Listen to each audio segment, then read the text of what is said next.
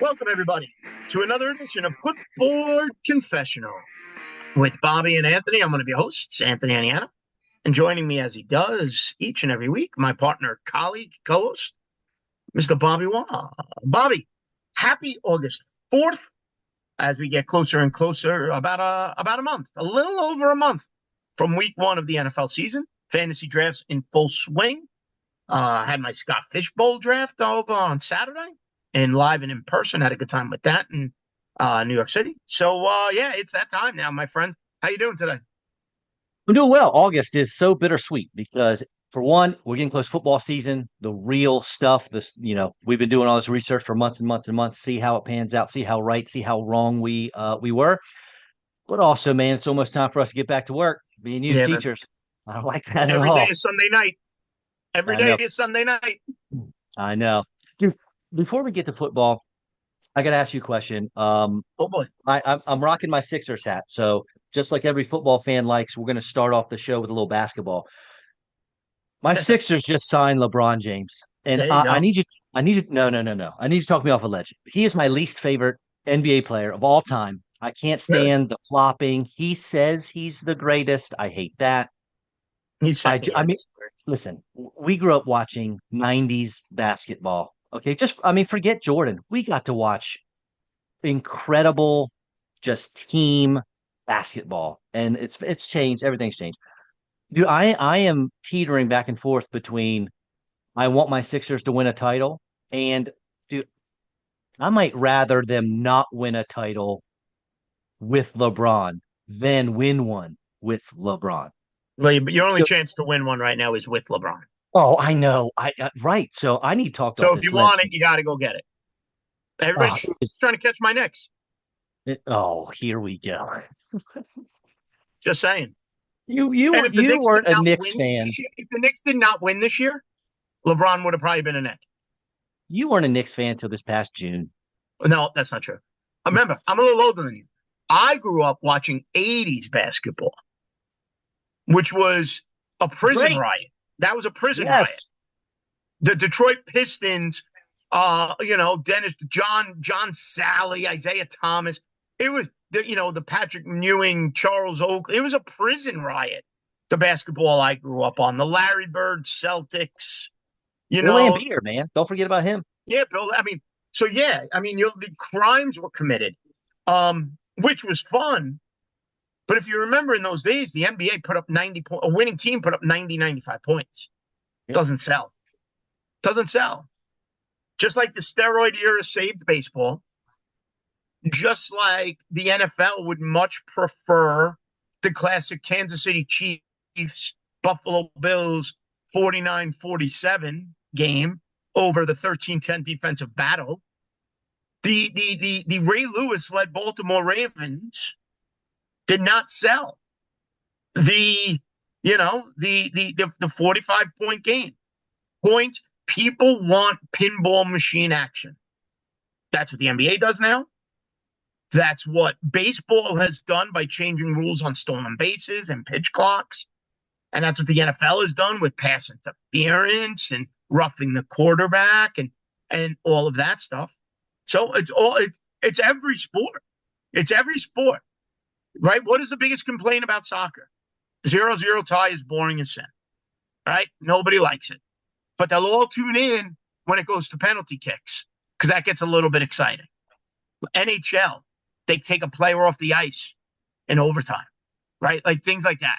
So, LeBron gives the Sixers the best chance to win. You may not like him personally, and he's a polarizing figure. No, has been since the minute he entered the NBA. And I still say Jordan's the greatest of all time if you grew up watching Jordan. But there's no ask the fans of the Cleveland Cavaliers who the greatest of all time is. He made a team that nobody ever cared about. Relevant, right? Like, so there's something to be said about that. I hear you. Last year we joked that I was a grumpy old man, get off my lawn You guy, are, and I know you are, he's coming back, baby. He's coming back. I and hate this. hey, Joel Embiid will play 20 to 30 games, And LeBron will play the other, he'll play 60, 65, which I get it. We were talking about it off the air. At his age, the legs don't work like they used to. So, I mean, that's for sure. But that being said, speaking of legs and working like they used to, we do have some wide receivers who legs, as of today, work just fine that we need to talk about. Oh, Because that's what we're smooth. doing today. We're previewing the wide receiver position for your fantasy football league. And well, I think there's a conversation to be had right at the top. And that's who's the first wide receiver you're willing to draft. By the way, Bijan today, 3 years, $75 million extension with the Atlanta Falcons. Yes. Jahmyr Gibbs, Bijan, first 2 picks in the draft. I think most people are okay with that. You may see some variations. You may see a wide receiver go before one of them. I doubt both of them, but you never know. But that being said, you have Puka Nacua, who had himself an offseason, said some things, went to get sober, went to rehab. Kudos to him for that. There are all people, though, who could have red flags over, people who have had tumultuous, is that the right word, offseason. And then you got Jamar Chase. When you sit there, let's say you're picking at 3 and the 2 running backs are off the board, who do you, in your mind, is the first wide receiver you're willing to draft? For me, it's Jamar Chase. And I'll give you a fun little fact. Do you know when the last time a wide receiver was the wide receiver one in back-to-back seasons? Was it like Randy Moss? It was Antonio Brown in 2014 and 2015. So very hard for me to think it's going to be Puka again. It certainly could be. History tells me it's not. But no matter what, you're not going to go wrong. Either of these two guys, I have Jamar number 1. I got Puka number 2. You're solid. I know you come taking them 3, 4 in the draft. Yeah. I might even take running backs. Yeah, I might take Jamar Chase number 2. Probably we'll have some bold predictions. I'm sure we'll do on a show in the near future, and we'll get into it a little more then. I got some numbers to throw at you, but yeah, I think Chase as high as number 2 for me. Okay, Chase last year 1,400 yards. Puka set over 1,700. 10 touchdowns for Puka, 8 for Jamar Chase. But remember, Chase did that without Burrow for a while. Right. And you got to think, when you take your first round pick, you want a ceiling. Obviously, that's why they're a first round pick, but you also want consistency. And Jamar Chase only had one season where he wasn't a top 5 wide receiver in points per game. So he's as safe as he gets. Is JSN, Jackson Smith-Njigba, is his season repeatable? 10 touchdowns, 1,793 yards, 119 catches. Can he do that again with Sam Darnold? Anything can happen. But it's very hard for me to see him repeat the amazing season that he just had. No other player on his team last year had more than 52 catches. He had 119. They lost Kenneth Walker, so I got to think their offense is going to be, hurt by that. He was the Super Bowl MVP and basically carried that team on his back through the playoffs. Now, that doesn't have anything to do with the regular season, how JSN did. I get it. But it does have to speak to the overall success of the offense. But more than that, dude, they lost Clint Kubiak. The offensive coordinator is now the head coach for the Raiders. And good coaching, there's no substitute for it. And he's not just a good coach. He's an incredible coach. He has success with his players everywhere he goes. And he made JSN the focal point of that offense. And even though Brian Fleury's a new offensive coordinator, he's probably going to come in and try to replicate what Kubiak did. But you can't just replicate somebody else's work. Your brain doesn't work the same way. He may call similar plays, similar situations, but it's not the same. And that really worries me. And another thing is the Seahawks were incredibly efficient through the air last year. Dude, Seattle was 29th in pass attempts in the NFL. They were 8th in yards. I don't know how many times that level of efficiency has happened.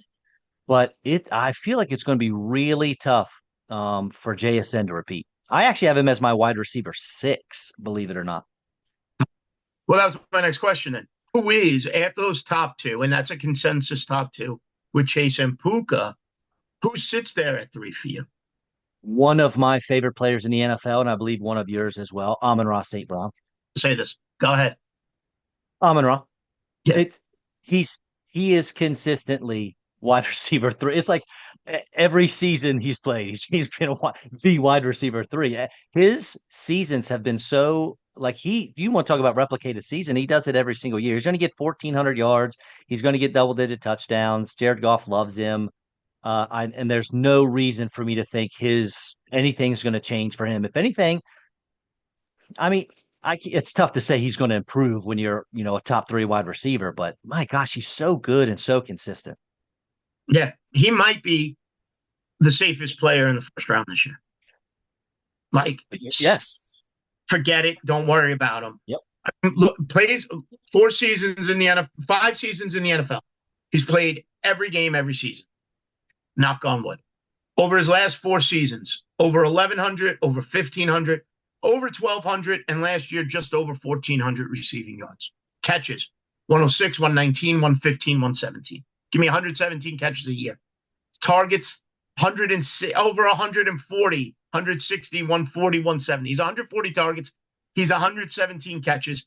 He is, call it 1,300 yards, and he's double-digit touchdowns 3 straight seasons. And the defense probably got worse. Yeah. So they're going to be playing from behind. They're going to need that. I mean, that offense, Gibbs and Amon-Ra are as consistent as could be. And he's so fun and he's so tough. He plays football. That dude is a football player. You could plug him in at almost any position. He's like Puka Nacua, honestly. Those two are just, yes, they're good receivers, but they are just great football players. And there's a difference. All right. So you have him at 3, which I love. You have JSN at 6. Yep. Okay. I'm going to try to guess you're 4 and 5. Okay. I'm going to guess you have CD Lamb in there. Yep. That was the easy one. Yep. You going back-to-back Cowboys there? No. How about, are you Justin Jefferson, Reclamation Project? Yes, sir. That's it. Talk to me about Jefferson. I think everybody knows about CD Lamb. I don't think there's much to say. Just has to stay on the field. Dak is going to find him. But what about Jefferson after the down year last year where he was just over 1,000 yards, 1,048? And let's be honest, 1,000 yards isn't what it once was, 17-game season. Benchable down the stretch in your fantasy league last year. I mean, I remember sitting on the radio, people calling in and being like, Michael Wilson or Justin Jefferson. And right? Wilson was the right answer. Wilson. And you couldn't believe what you were saying. But you were saying it. Wan'Dale Robinson or Justin Jefferson. And gagging, saying Wan'Dale Robinson, but the numbers just didn't lie. We assume Kyler Murray's going to win the job at quarterback. We assume it. I understand there's on paper a battle. But if Kyler Murray doesn't beat out J.J. McCarthy, Kyler Murray's career is over. That being said, why Jefferson at 5? You're buying into the reclamation. Why? So that's Kyler Murray's the linchpin here. Without him, it's not going to work out because we already saw J.J. McCarthy. And if we think 2 years ago, I sent you a text the night of the draft, and I said, dude, Michael Penix is going to go before J.J. McCarthy. McCarthy's overrated. And you said something along the lines of, I'm an idiot, or I'm crazy, or stop drinking daddy juice. Out of nowhere, I just sent you those type of texts. Yeah, well, that's true. But yeah, so I've never liked JJ. I didn't like him coming out. He's not the guy. I don't think he's going to be the guy. So yes, Kyler Murray, this is all predicated on him being the guy, which I very strongly think he will. And he's done it before. He helped DeAndre Hopkins to, great wide receiver year. So he can support that big time wide receiver 1 in fantasy. Last year, wide receiver 25, 36 in points per game for JJ. Awful. Not who he's been. He has been one of the most prolific wide receivers to start his career in NFL history. His points per game were almost by 5 points lower this season than any other year. I mean, he's basically had a touchdown less per game as Yep. far as fantasy points goes. Crazy. But again, his quarterbacks were the issue. We got Carson Wentz out there, McCarthy, we talked about, just awful. So he was still ninth in yards after the catch. But when you're 95th in quarterback rating per target, that's you're not going to be able to do it. Here's my point. JJ averages 7 touchdowns a year. Last year, he only got two. Right, and he finished at wide receiver 25. But if he'd have gotten, not even his average, if he just gets 6 touchdowns, he's wide receiver 11. He's a wide receiver one again, just from a couple touchdowns. And touchdowns are not a sticky stat. I can't help but think they're going to go back. I mean, two, come on. He's going to score a few more touchdowns. He's obviously going to flirt with 100 catches, in my opinion. He's going to be around 11, 1,200 yards. So, you're telling me he's going to get 105 catches. He's going to get 1,250 yards and call it 7, 8 touchdowns. I'll take that. Justin Jefferson's been in the league now he's completed 6 seasons. 3 of those seasons, he's gotten 100 receptions, including the 2022 when he led the league with 128. And 3 of those seasons, he has not. Last season was the second fewest of his career. The fewest was in 2023, but he only played in 10 games. He was injured. Playing a full season, only 84 receptions last year. This is a guy. Listen to this. This is the number that impresses me the most. As a rookie, he averaged 87.5 yards per game. Second year, 95.1. His all-worldly 2022, 106.4. Following year, 107.4. 2 seasons ago, just over 90 yards per game. Last season, not even 62. Not even 62. And he wasn't injured. He wasn't old. It was just ineffective. The problem is, Bob, is that usually when you see a player drop off, you could get a discount on them the following season. You're not getting that with Jefferson this year. He's still a first-round pick. Everybody who's drafting feels the same way you do, right? Like, there is so many, like look at Bucky Irving. We talked about Bucky Irving last week when we talked about running backs. Bucky Irving was fantastic 2 years ago. He got pushed into the first, second round last year. Disappointed. You're getting him, as a low-end RB2 now. You're getting him at a discount after 1 down season. You're not getting that with Jefferson. So it is still a little bit of a leap of faith to take him in the first round, isn't it? Definitely. Absolutely. And it's scary putting your faith in Kyler Murray. However, the talent that Justin Jefferson possesses, and he showed it when he was able to get the ball. Like I said, 9th in yards after the catch. The guy still got it. So for me, I am willing to take that gamble. Now keep in mind, previous years, he was going as the wide receiver one. He's going in the top 5 picks. Yeah, you're not getting a huge discount. But if I can get him at pick 11 or 12, which is where his ADP is right now, I don't mind grabbing him and then grabbing like a James Cook or somebody right there in the beginning of the second round. I think JJ is going to be much more consistently good this year for us. All right, fair enough. Now, that rounds out the top 6. Now, what is your take on Drake London? You brought up Michael Penix. You opened the door. Penix has knees as bad as me at this point, right? Like, he's had, 3 ACLs? Worse. Yeah, probably. I mean, I've had 2 surgeries on each knee, so yeah, Penix may have had more than me. That being said, they bring in Tua as well, if that floats your boat. There was a time where Tua, with explosive players around him, was a fantasy asset. He was able to dink and dunk and make some plays and put up fantasy points because of Waddle, Hill, and others, right? Does Drake London take a hit this year? Is he in your top 10? Is he in your top 8 with the uncertainty at quarterback for Atlanta this year?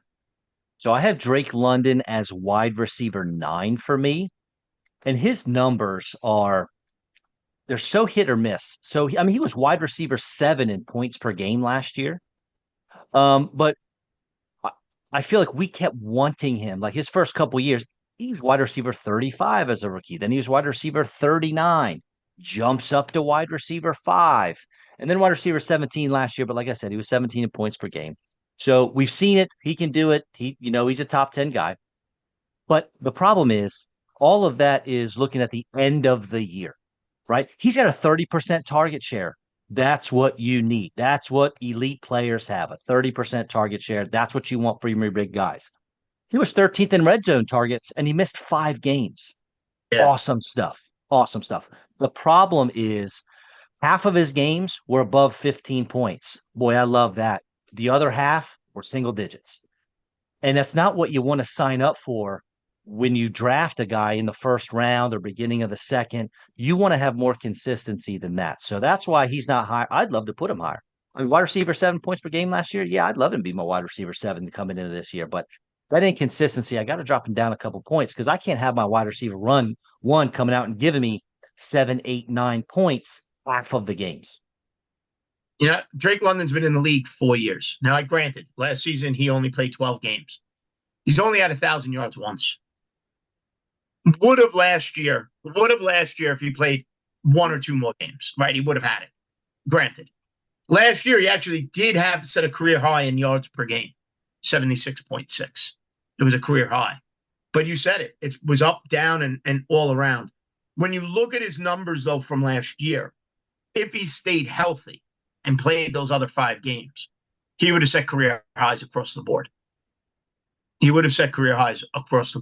Question with him, is the quarterback. Do you trust it? So you have him at 9. That's fine.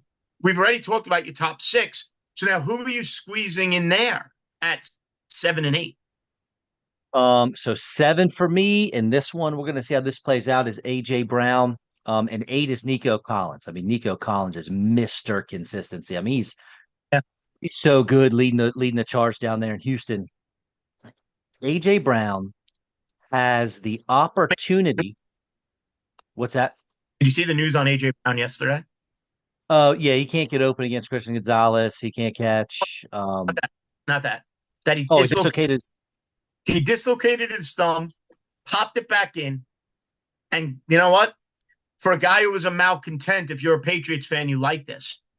Kept practicing. I don't even know if he did it though. Like, I don't even know if I believe it on it, but he did keep practicing. Whereas I think last year with Philadelphia, he would have been on the stationary bike pedaling real slow. Reading books. Yep. So if you're a Patriots fan, you like that. So who do you trust? Okay, let me phrase it this way. You brought up Nico Collins and you brought up AJ Brown. Without any explanation just yet, just give me an answer. Who's more upside, Brown or Collins? Brown. Who's safer? Collins, I think. Who are you drafting? They're both on the board. The way my rankings sit right now, it's AJ Brown.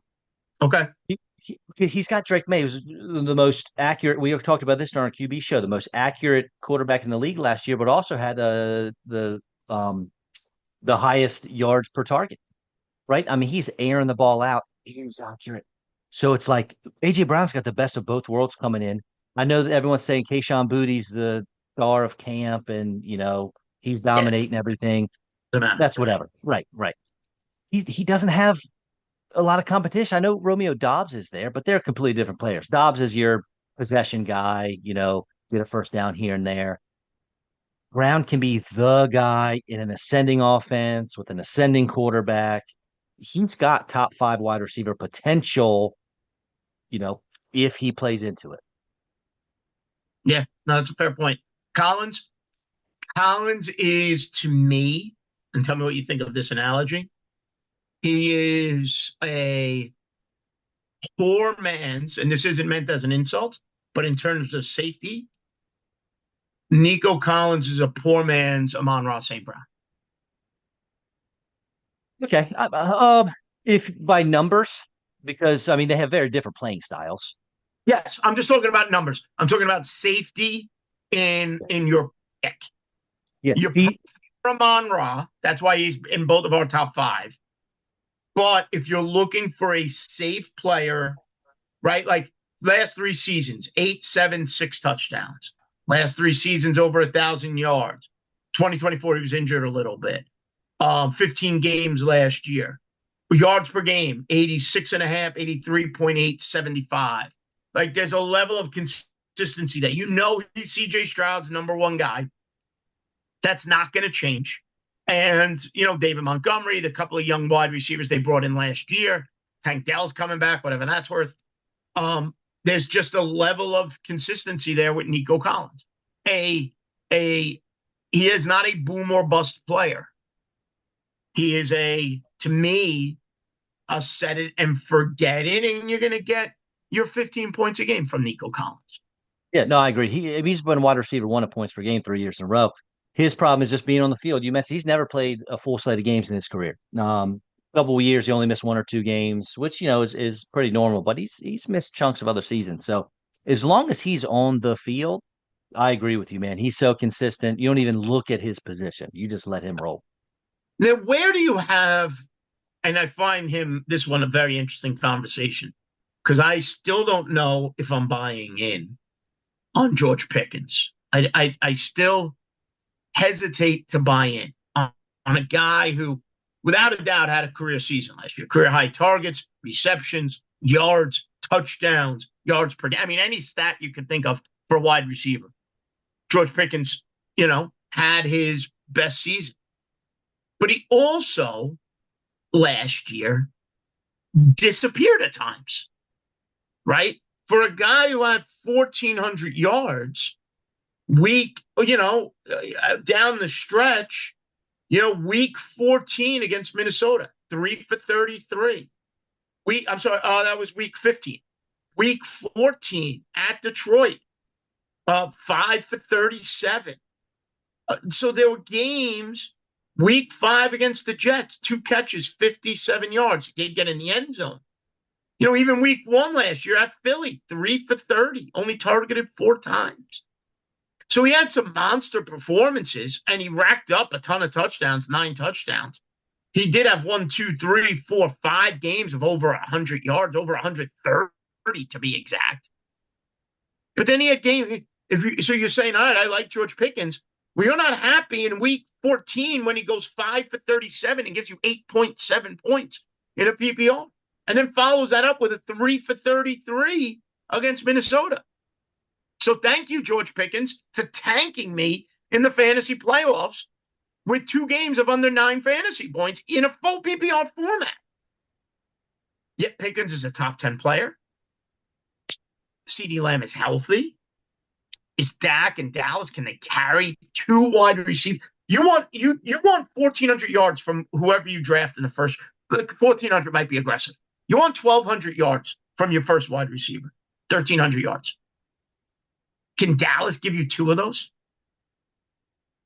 It's going to be difficult. It seems like every year we get a team that has 2 top 12 wide receivers in fantasy. This certainly could be one coming up this year. Dallas was here's my problem with and I agree with you, Pickens. I currently have him as wide receiver 11, so he's right there on the cusp of my wide receiver ones. We'll see if he dips a little. He's not going to move up, I can tell you that. The most amazing stat for me was he scored double-digit points in half-point PPR from week 2 to 13. I mean, you want to talk about consistently being really productive. Amazing. However, fell off the cliff. Right, and CeeDee Lamb, granted, hurt all this stuff. CeeDee Lamb was still better in yards per route run than George Pickens was. So, CeeDee's the guy. We know that. He's been the guy. He is the guy. Him and Dak are buddies. Dallas was 7th, had the 7th best offense, highest scoring offense, and they were 2nd in the most pass yards. So it's hard for me to think that this offense is going to improve a lot because there's not a whole lot of improving left, right? They were already really good.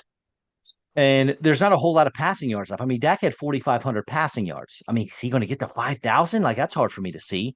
And with CeeDee Lamb missing games and being hurt and only scoring 3 touchdowns for Lamb, some of Pickens' production is going to end up going to Lamb because, if between the guys they have 12 touchdowns, maybe they get to 15. But if that's the case, Lamb's touchdowns are going up, Pickens are going down. So it's really hard for me. Now, if this was not a great offense, if they were, 15th best offense in the league. Well, now we got room to grow, right? Now, you know what? Maybe Pickens doesn't drop off as much, but I just don't see there being enough room for growth for Pickens to even stay the same, especially with a healthy CD, like you mentioned, and the production that we normally get from him year to year. You're on the clock. Pickens or Devonta Smith? Devonta Smith, actually. Yeah. Huh? I got Devonta Smith up one spot. He's my wide receiver 10. And I got to be honest, man, I was wrong about him coming out. I hated when the Eagles drafted him as an Eagles fan. Too small, blah blah blah. And look, I'll take that one on the chin because he's shown that he can be the guy. Now, as a rookie, when he was the wide receiver one, he wasn't the guy. But you bring in AJ Brown, and guess what? This was a team that had two wide receiver ones in fantasy with AJ Brown and Devonta Smith like 3 years ago. So he's done it. Uh, when I look at him and I watch the way his game has developed, dude, he reminds me of a smaller Devontae Adams, who also took a few years. We were like, what is Devontae Adams? He's a nobody. Got to get him out of there. And he's in the league 3, 4, 5 years, and all of a sudden, boom, he turns into the guy that we know. Granted, not we don't have the same size, the same stature, but the route running, the incredible hands that Devonta Smith has, like he reminds me of a smaller version of Devonta Adams. I'm not saying he's going to be that guy, but I'm saying the skill set and the play style are there. Devonta Smith last year was 22nd first read targets. That's certainly going to go up now, right? I mean, he's going to be easily a top 12 guy in first read targets in this new, hopefully revamped Eagles offense. So I'm pretty bullish on Devonta Smith. All right, fair enough. Chris Olave got an extension from the Saints. There were injury concerns of Olave coming into last season. Kind of, brush those off. 100 catches, over 1,100 yards, nine touchdowns, 10 targets per game last year, 9.8 to be exact. And I know the Saints brought in a wide receiver in the draft. I get that. But then they go and re-sign Olave, which cements to me Olave as Tyler Shuck's veteran go-to guy. Where do you have him, and is he maybe a little underrated? He is absolutely underrated. He was wide receiver 6 last year in half-point PPR. I have him right now wide receiver 16, and it feels dumb. That is low. I know, man. I really like Jordan Tyson. He's my number one wide receiver coming out in the draft. And the only thing, I mean, Chris Olave, you talk about consistency. Now, he didn't win you games, right? He ended up as a wide receiver 6, but he only went over 19 points 3 times, which means he didn't hit 20 points 3 times because I wrote over 19, right? So he rarely won you a week, but he only went below 8 points 3 times. So he rarely killed you. He was first in air yards, fourth in first read targets. So and fifth in red zone share. So the problem is, what is Jordan Tyson going to take away? Because you got to think the offense stays the same, maybe takes a tick up. I got to move them up these rankings because sitting here looking at it, I mean, all right, the Saints were 28th in offense. 28th. What do you have between who's number 10? Read me your rankings from 10 to 16. Devonta Smith, George Pickens, Rashee Rice is 12. Amika Ibuka is 13. Love him. Malik Neighbors, Tedero McMillan, and Olave. So Olave's got to jump Tet for sure. Neighbors, we'll see how he comes in. You were pretty bearish on him a few shows ago, but he seems to be just simply because of the injury. I would push him. Listen, all of those Tet, Neighbors, Ibuka. Who do you have in front of Ibuka again? Rashee Rice at 12. I'm not touching. Not touching. But those other three, if you told me the upside favored them, I could get behind that.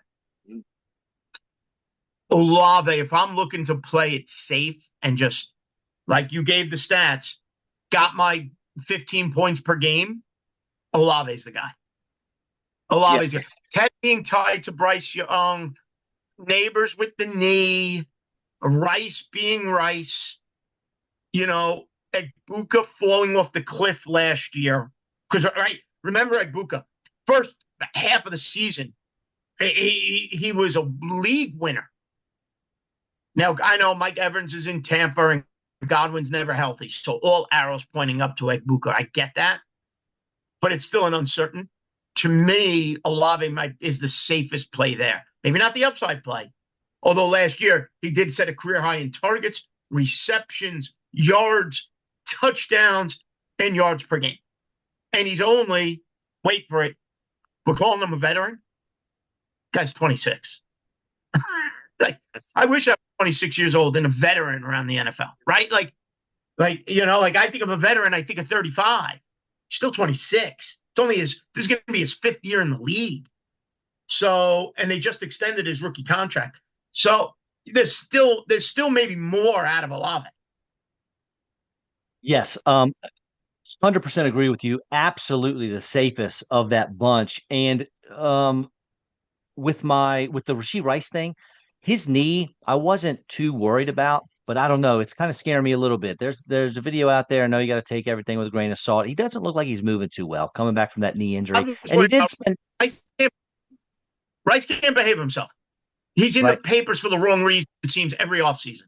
So I'm always afraid Rashee Rice is one Saturday night away from not playing Sunday. And he's wearing an orange jumpsuit for his first 30 days of rehab after getting that knee worked on. So that certainly couldn't have helped anything. So he's out. He's good. Hey, listen, you walk the straight and narrow. I'm all for the redemption story. Do what you got to do. That's fine. But it's prove it first to me. Prove it. Yeah, so in terms of Ibuka and why I have him so high, there's always a receiver or two that I have up several, if not a lot of spots higher than ADP. And this year is Ibuka.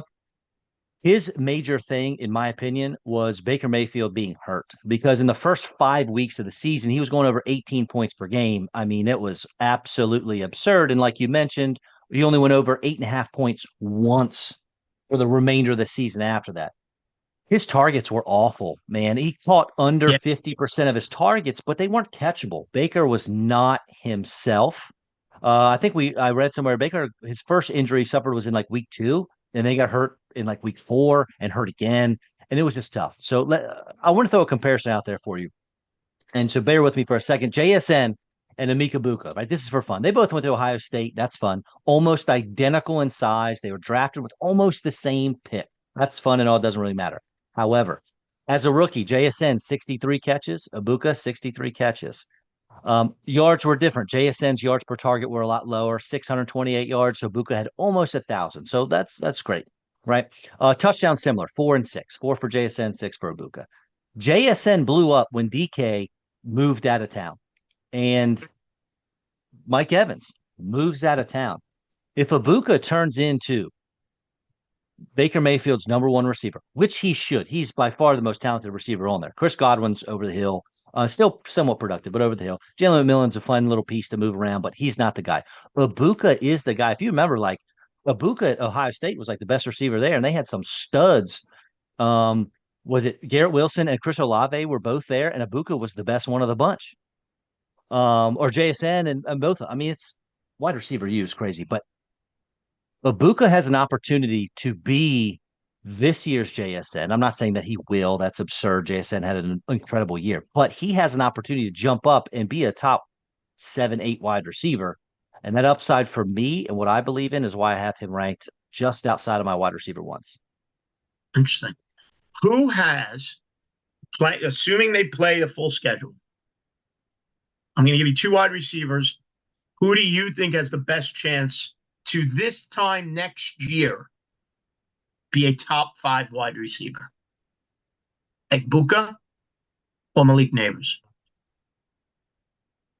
Oh gosh. I mean, it has to be Nabers because he's done it. He was wide receiver 7 2 years ago.